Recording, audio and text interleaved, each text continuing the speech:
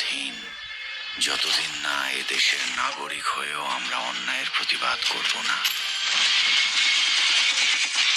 দেশপ্রেমিক জানতে চাও দেশপ্রেমিক কারা? দেশপ্রেমিক ছিলেন জিয়াউর রহমান, শেখ মুজিবুর রহমান, যারা নিজের জীবনের পরোয়া করেনি। এই দেশ, এই জাতি আজ চরম দুর্দশাগ্রস্ত। এই দেশের প্রয়োজন ঝোলজার। দেশের ক্রান্তি লগ্নে যারা এগিয়ে আসে, আজ তারাই সোনার বাংলাদেশ গড়বে।